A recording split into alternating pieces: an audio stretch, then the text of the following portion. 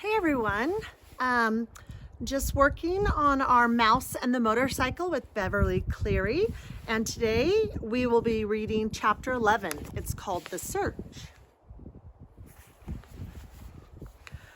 I have to go out into the hotel, Ralph informed his relatives. I've got to help the boy. Oh no, not out into the hotel, cried Ralph's mother. Not while the housekeeper is looking for mice. If you're seen, we'll all be in danger.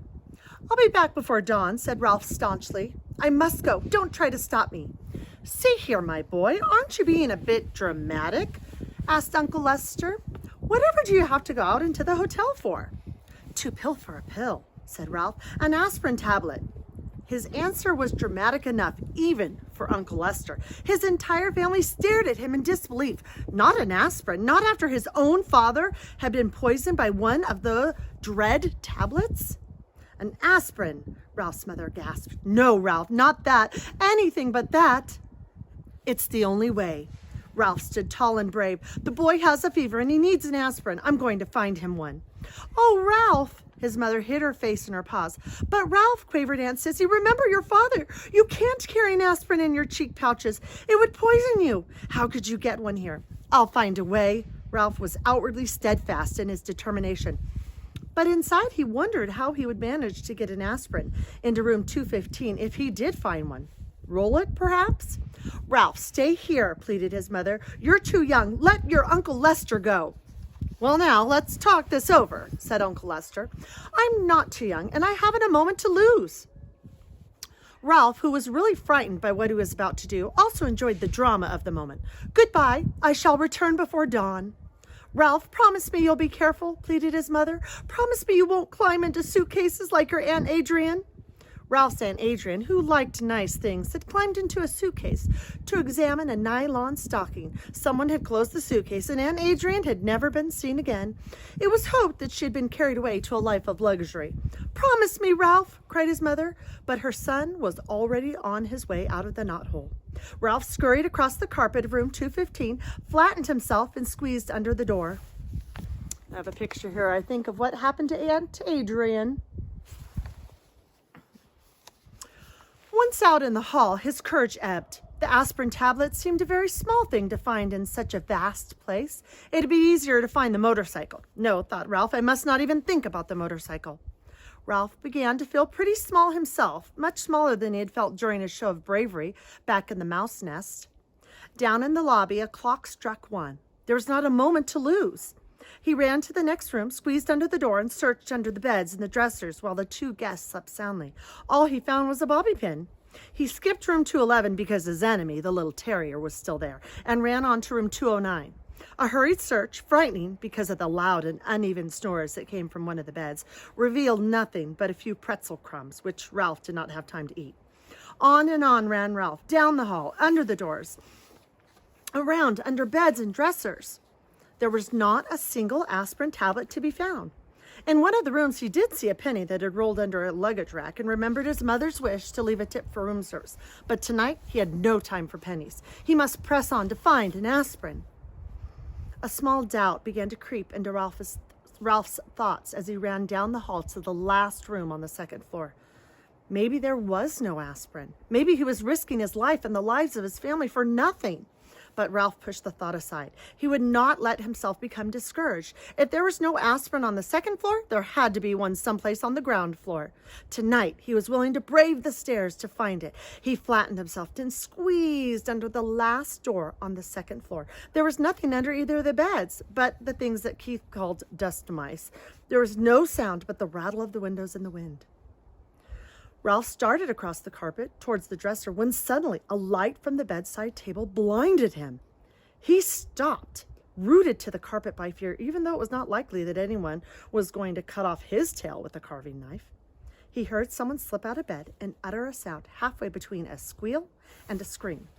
Before Ralph knew what was happening, an ordinary drinking glass had been clapped down over him, and there he stood in a glass trap. But then his eyes were adjusted to the light, and he found himself facing a pair of bare feet. Looking up, he saw that the feet belonged to a young woman in a pink nightgown. Mary Lou, wake up, she whispered to the young woman in the other bed. Look what I've caught. Huh? said Mary Lou, blinking and raising up on one elbow. Her hair was done up on pink rollers. Betty, are you out of your mind? It must be past 1 o'clock in the morning. And then it shows him caught in the glass.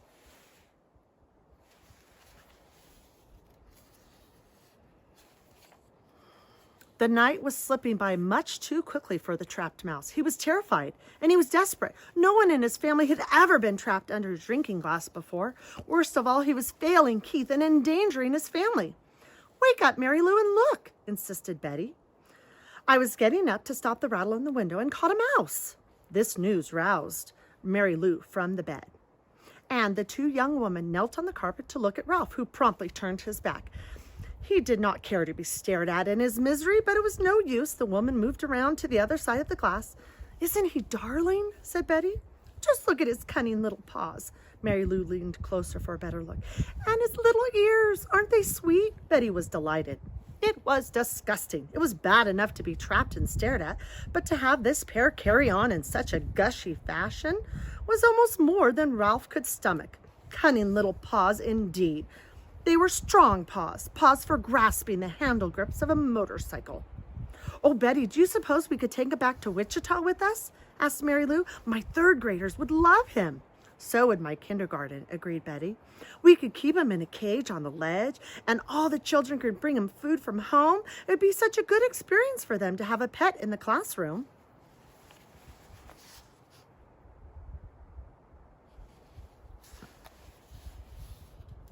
Well, thought Ralph grimly, I've always wanted to travel. A cage in a kindergarten in Wichita, however, was not exactly the destination he had in mind. The minutes were slipping by dangerously fast. He had to do something. Look, he shouted from the glass in desperation. Let me go. Please, let me go. There's something terribly important I've got to do. He squeaked, marveled Betty. He's adorable, squealed Mary Lou. It was no use. Young women could not speak his language. Ralph was in despair. He thought of Keith tossing feverishly in his bed and of his family huddled in the mouse nest waiting for a safe return. But I don't see how we could take him back to Wichita, said Betty sensibly. We're driving to San Francisco and then to Disneyland before we start back. How could we carry him thousands of miles? The two teachers looked thoughtfully at Ralph, who knew his fate depended on their decision. Was he to be carried to Disneyland and eventually to the ledge in a kindergarten room in Wichita, or would they let him go? A third possibility crossed Ralph's mind. Perhaps they would leave him under the glass for the housekeeper to see. He hoped not. He did not think he could last that long. Already, the insides of the glass was beginning to feel warm and airless. I suppose we really shouldn't turn him loose in the hotel, said Mary Lou. Mice are pests, even if they are cute. The teacher not only destroyed Ralph's hopes, she hurt his feelings as well, calling him a pest when he was on an errand of mercy. From the mouse's point of view, the teachers were the pests. I know, exclaimed Betty suddenly, causing Ralph to look over his shoulder for a clue as to what she knew. I know how we can get rid of him without hurting him. The young teacher reached over to the bedside table where she picked up a picture postcard. She slid it carefully under the glass and under Ralph's feet so that he was now standing on a postcard. He noticed the picture of a giant redwood tree, the same postcard all travelers bought when they came to California. Now what are you going to do? Asked Mary Lou. Watch. Betty carefully lifted the postcard, Ralph, and the glass and walked across the room. Even though he knew it was useless, Ralph scrambled around in his tiny prison. He was afraid she was taking him towards the wash basin. He had heard of mice being drowned by people who did not like traps. The teacher walked not to the wash basin, but to the open window. She held Ralph across the sill, removed the postcard from the glass, and gave it a little jerk that shook Ralph off into the vines that grew up the side of the building. There, she said, and closed the window.